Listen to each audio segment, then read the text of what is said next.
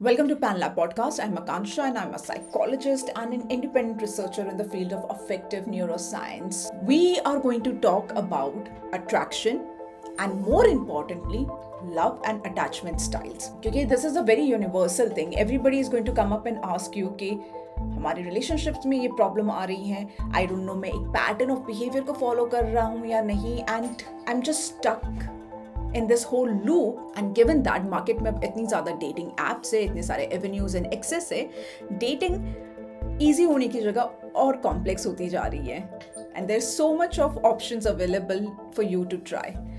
लेकिन there are certain fundamentals to love and attachment, and हम ये कोशिश करेंगे through this episode to understand those fundamentals. क्योंकि वो फंडामेंटल्स, वो मैकेनिज्म्स जो कि आपकी बायोलॉजी में काम कर रहे हैं, जो कि आपके underneath of conscious decision making में काम कर रहे हैं, those mechanisms are not going anyway.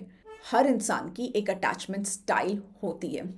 ये कुछ ऐसे हार्ड वायर्ड मैकेनिज्म्स हैं जो आपके बचपन में, आपके चाइल्डहुड में फॉर्म हो जाते हैं, and then they are repurposed and reused जब आप एडल्ट लाइफ में इनको किसी और के साथ में, स्पेशली एक रोमांटिक पार्टनर के साथ में अटैच्ड फील करते हैं या अटैच्ड होना चाहते हैं.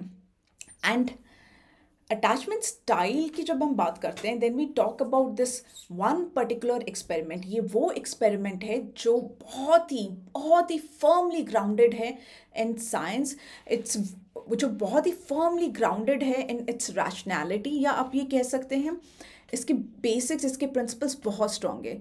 So this was your strange situation task. जब आप इस बात पे है जहाँ पे आप डेटिंग में जा रहे हैं, आप किसी से रिलेशनशिप बनाना चाह रहे हैं, तो सबसे पहला क्वेश्चन जो आपको अपने आप से पूछना चाहिए is that what is my relationship style, what is my relationship attachment style. And for that you need to understand this strange situation task. ये बहुत ही स्ट्रॉन्ग एंड बहुत ही पावरफुल स्टडी है जो कंडक्ट की गई थी by Mary Ainsworth in 1980s. So what is this experiment? What is this strange situation task?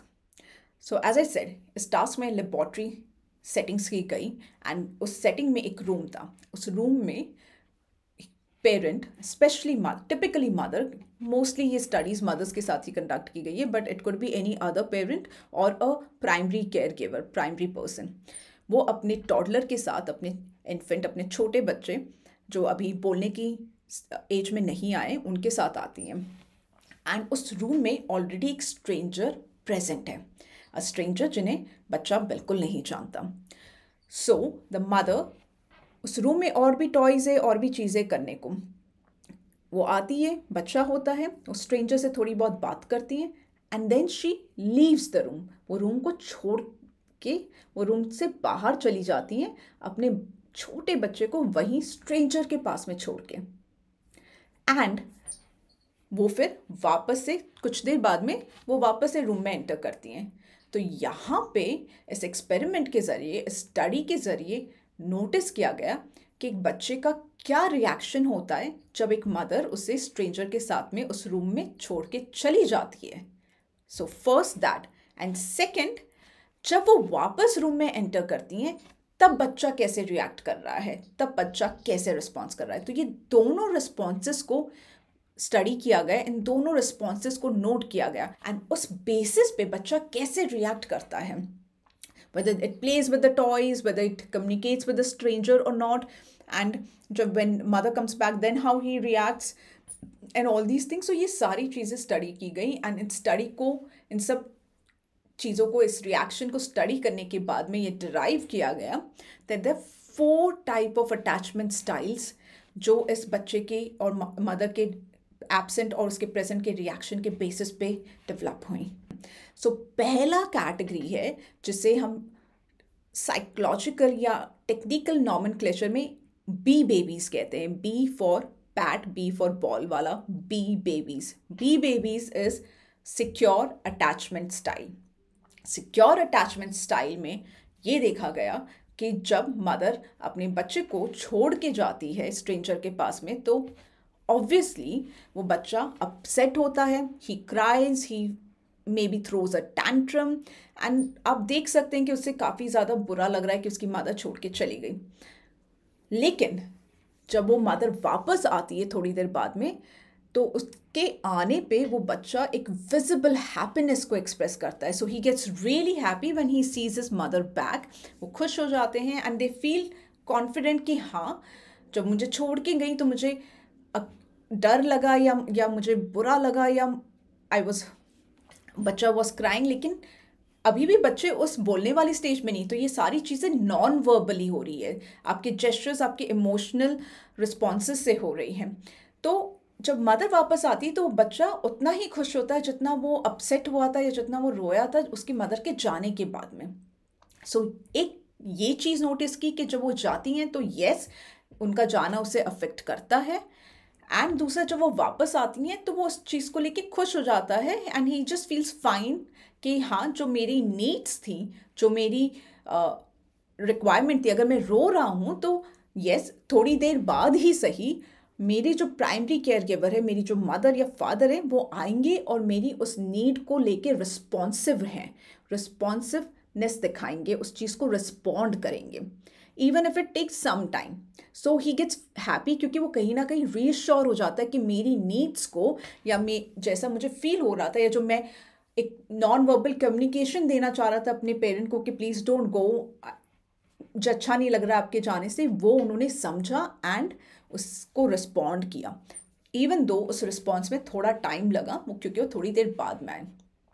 Plus इस type के बच्चों को हम सिक्योर अटैचमेंट स्टाइल कैटेगरी में डालते हैं. उन्हें बी बेबीज कहते हैं. That they very secure, they are confident कि उनकी जो नीड्स हैं, उनकी जो रिक्वायरमेंट्स है, उनके जो प्राइमरी केयर गिवर है, वो उनको रिस्पॉन्ड करेंगे, उनको फुलफिल करेंगे.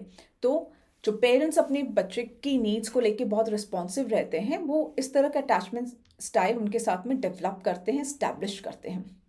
प्लस वो बच्चा काफ़ी कॉन्फिडेंट है एक्सप्लोर करने में भी. जब उसकी मदर उस रूम में आती है उसके साथ में और स्ट्रेंजर से बात करने लगती है, तो अपनी मदर के प्रेजेंस में वो रूम को एक्सप्लोर भी करता है. वहाँ पे टॉयज़ पड़े हैं, वहाँ पे कुछ और पड़ा है, अगर वो स्ट्रेंजर पर्सन उससे बात करने की कोशिश करता है तो he respond also. So he feels confident and secure in the presence of her mother and really happy when she comes back also. So that was your secure attachment style और B babies. Second category है and ये थोड़े difficult names लग रहे हैं, लेकिन these are the names, so just think them as B babies और A babies. So second category है आपकी anxious, ambivalent, जिसे हम insecure attachment भी कह सकते हैं. तो insecure attachment and they're called A babies. A for apple. A babies. Now what happened in this कि इसमें ये होता है कि जब मदर बच्चे को छोड़ के जाती है उस रूम में विद इन द स्ट्रेंजर, तो बच्चा कुछ रिएक्ट नहीं करता. इज लाइक ओके, ठीक है, she left. He doesn't really react emotionally. In fact आप ये कह सकते हो कि इस तरह के बच्चे tend to avoid their primary caregiver. वो उनका एक काइंड ऑफ कनेक्शन ही नहीं है अपने प्राइमरी केयर गिवर से, उन्हें कम्प्लीटली अवॉइड कर देते हैं. एंड जब वो वापस भी आती है मदर रूम में, तब भी जो बच्चे का रिस्पॉन्स है वो बहुत ही कोल्ड है, नॉन इमोशनल है. It doesn't make any difference to him. So you can say कि यहाँ पे वो किसी भी तरह का अटैचमेंट शो नहीं करते towards their parent, towards their primary care giver. तो उनके नहीं होने से या उनके होने से उनके इमोशनल रिएक्शन में कोई डिफरेंस नहीं आता. सो इसे हम एंशियस, एम्बिवेलेंट, इनसिक्योर अटैचमेंट कहते हैं, जहाँ पे the child is not emotionally attach to their parents. उसे उनके होने से या नहीं होने से उतना फ़र्क नहीं पड़ रहा है, या जो उसका रिएक्शन है, रिस्पॉन्स है, वी डोंट नो बच्चा क्या सोच रहा है उस समय, आप नहीं जानते, बट उसका जो रिस्पॉन्स हम नोट कर सकते हैं, उसके रिस्पॉन्स को स्टडी कर सकते हैं, और उसका रिस्पॉन्स बहुत ही ज़्यादा नॉर्मल रहता है. और ये चीज़ें अश्योर की जाती है, रीवेरीफाई की गई हैं by measuring the physiological symptoms, यानी उनकी हार्ट रेट को मेजर करना, उनके ब्लड प्रेशर को मेजर करना. इससे भी हमें ये पता चलता है कि इस सिनेरियो में, इस केस में, जो बच्चा है उसकी हार्ट रेट बहुत ही स्टेबल है, उसका ब्लड प्रेशर भी बिल्कुल सही है. इट्स लाइक उनको किसी भी तरह की एंजाइटी या उनको किसी भी तरह का घबराहट या दुख या दर्द फील नहीं हो रहा है उनके मदर के जाने पे, या वो वापस भी जब आती है तो किसी भी तरह की कोई खुशी या उनका जो एक इमोशनल रिएक्शन आना चाहिए था हार्ट रेट का या ऑटोनॉमिक नर्वस सिस्टम का, आपका स्ट्रेस रिस्पॉन्स का, वो नहीं आता है. So that was your second category called a babies. Third category आती है एंशियस, अवॉइडेंट और you could say resistant insecure category, जिसे हम सी बेबीज कहते हैं. सी बेबीज यानी इस कैटेगरी का सेंस ये है कि इसमें जो बच्चा है, जो टॉडलर है, वो बहुत ज़्यादा एंशियस एंड नर्वस हो जाता है even before the mother leaves. So इससे पहले मदर जाए भी, बट उस स्ट्रेंज एनवायरनमेंट में एंटर करते हुए वो बहुत ज़्यादा क्लिंगी फील करता है. वो ऑलरेडी ही बहुत ज़्यादा इमोशनली नीडी फील कर रहा है टुवर्ड्स द मदर. उसको अभी भी, जैसे कि बी कैटेगरीज ऑफ बच्चे के साथ था कि जब तक मदर थी तो वो मदर के चिपका हुआ नहीं था, बल्कि वो जाके टॉय से खेल रहा है या स्ट्रेंजर से बात कर रहा है, वो बाकी चीज़ों को एक्सप्लोर कर रहा है. लेकिन सी कैटेगरी वाले बच्चे, या जैसे हम एंशियस अवॉइडेंट कैटेगरी कहते हैं, इसमें बच्चा बिल्कुल अपने पेरेंट को छोड़ ही नहीं पाता है. उनके जाने से पहले he is very much just nervous about it कि वो चले ना जाए. एंड जब वो चले जाते हैं तो ऑब्वियसली बहुत ज़्यादा रोना, बहुत ज़्यादा अपसेट होना, बहुत टैंट्रम थ्रो करना, वो तो होता ही है. लेकिन जब मदर वापस आती है रूम में, तब भी बच्चा शांत नहीं हो पाता. बी कैटेगरी ऑफ बेबीज में था कि बच्चा खुश हो जाता है मदर के आते ही.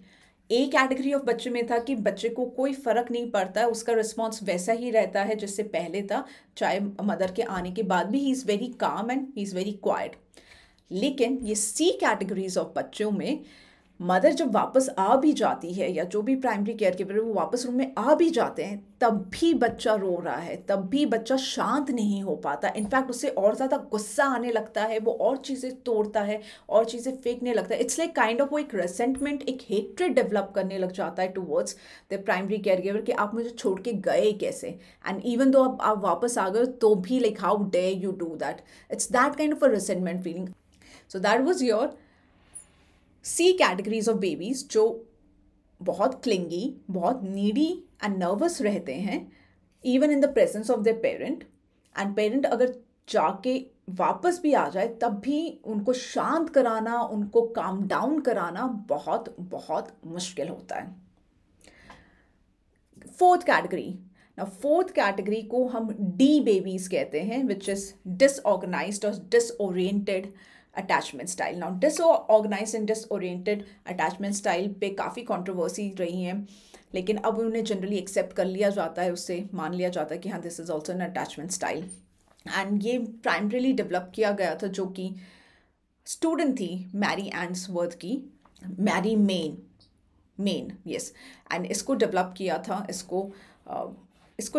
था मैरी एंड्सवर्थ की स्टूडेंट मैरी मेम ने. So D category and disorganised babies are those babies जो कि जनरली जिन्हें समझ नहीं आता कि वो अपनी इमोशनल रिक्वायरमेंट को एंड ऑल्सो वो कैसा फील कर रहे हैं उससे कैसे एक्सप्रेस करें. सो जब उनके पेरेंट्स चले जाते हैं रूम को छोड़ के, तो crying and all that one thing, but they are very disorganised in their bodily postures.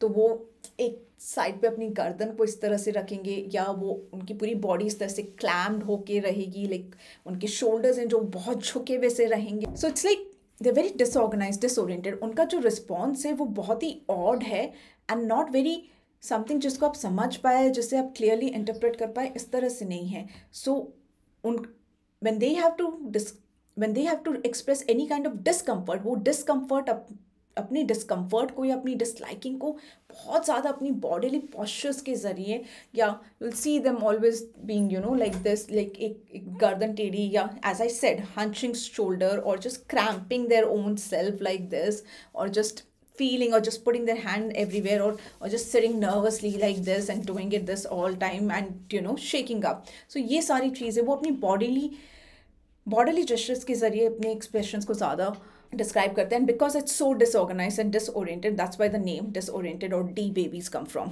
सो उनका जो रिएक्शन है सेपरेशन को लेकर, सेपरेशन फ्रॉम द मदर को लेकर, वो बहुत ही ऑड है एंड बहुत ही बॉडीली फॉर्म में है. एंड दे डोंट नो कि राइट रिएक्शन क्या होना चाहिए, उन्हें नहीं समझ आता. सो ये अटैचमेंट स्टाइल्स डिराइव की गई थी एक इन्फेंट, एक टॉडलर और उसकी मदर का जो रिएक्शन एंड रिस्पॉन्स था सेपरेशन पे एंड फिर से मिलने के बाद में, उसको स्टडी करके. Now how do we implicate that in and यही अटैचमेंट जो स्टाइल आप डेवलप कर लेते हैं अपने केयर गिवर के साथ में ओवर द टाइम पीरियड, वही स्टाइल, वही जो न्यूरल नेटवर्क है, जो सर्किट है, जाके रीअप्लाई होता है, रीपर्पस होता है आपके अडल्ट रोमांटिक रिलेशनशिप में। एंड ऑब्वियसली उस दौरान आपके बहुत से ऐसे एक्सपीरियंसेस रहेंगे, बहुत से ऐसे लोगों से आप मिलेंगे जो आपकी इस अटैचमेंट स्टाइल को इन्फ्लुएंस करेंगे। सो अटैचमेंट स्टाइल बहुत ज़्यादा प्लास्टिक है, बहुत मैलिएबल है, आप उसे डेफिनेटली चेंज कर सकते हैं। So if you are thinking oh God I am in the C category of babies, या मैं इस डी कैटेगरी में हूँ but I am doomed for life, अब क्या करें? नहीं, it doesn't work like that. Attachment styles को जानना एंड ये जानना कि किस तरह से आपके चाइल्डहुड के अटैचमेंट रीपर्पस हो रहे हैं आपके अडल्ट लाइफ में, ये इसलिए ज़रूरी है बिकॉज ये एक पहला स्टेप है towards changing your attachment style. बिना ये जाने कि आपकी अटैचमेंट स्टाइल नेचुरली है क्या, या आपकी जो कोर बचपन से क्या डिराइव की गई, वो what natural style is that, or what style you actually picked up or developed over the time period, बिना इस बात को जाने आप चेंज नहीं कर पाएंगे। बिकॉज यहाँ पे भी एक attachment style as a winner निकल के आती है, जिसे हम बी बेबीज या सिक्योर अटैचमेंट स्टाइल कहते हैं। सबका एम यही होना चाहिए कि उनका जो अटैचमेंट स्टाइल है वो बहुत ज़्यादा सिक्योर अटैचमेंट स्टाइल हो, जहाँ पे आप इमोशनली अवेलेबल हैं towards your partner, towards your primary care giver. उनके होने से आपको उनके होने से आप पे असर होता है, उनके नहीं होने से भी आप पे असर होता है, लेकिन इन दोनों सिनेरियो में आप केपेबल है खुद को संभालने के लिए भी। आप अपने इंटरनल जो स्ट्रेस लेवल है, डिस्ट्रेस लेवल है, उसको भी हैंडल कर पाते हैं। सो जो सिक्योर अटैचमेंट स्टाइल है वो बहुत ही इंटरडिपेंडेंट अटैचमेंट स्टाइल है, and it's actually a good thing. Because अभी बहुत सुनने को मिलता है कि नहीं हमें ऐसे पार्टनर नहीं चाहिए जो हम पे डिपेंड हो, या हम उन पे डिपेंड नहीं होना चाहते because codependency is just wrong and bad. No, it's not true at all. एक अच्छा हेल्दी रिलेशनशिप मेंटेन करने के लिए एंड उसका फुलफिलिंग होने के लिए आप एक दूसरे पे इंटरडिपेंडेंट होना अच्छी चीज़ है। It's a good and it's a pre request for a good healthy relationship. Thank you so much कि आपने पैन लैब पॉडकास्ट को सुना। अगर ये जानकारी आपको यूज़फुल लगी है तो प्लीज़ इसे सब्सक्राइब कीजिए और उन लोगों के साथ शेयर ज़रूर कीजिए जिससे इनको फ़ायदा होगा। हम आगे भी ऐसा यूज़फुल कंटेंट बनाते रहेंगे। क्या ये जो भी साइंस और साइकोलॉजी की एक्चुअल जानकारियाँ हैं, रिसर्च वाली, सही मायने में उसे आप तक लाते रहेंगे। मेरा नाम आकांक्षा है और मैं एक साइकोलॉजिस्ट और एक रिसर्चर हूँ फील्ड ऑफ अफेक्टिव न्यूरोसाइंस में।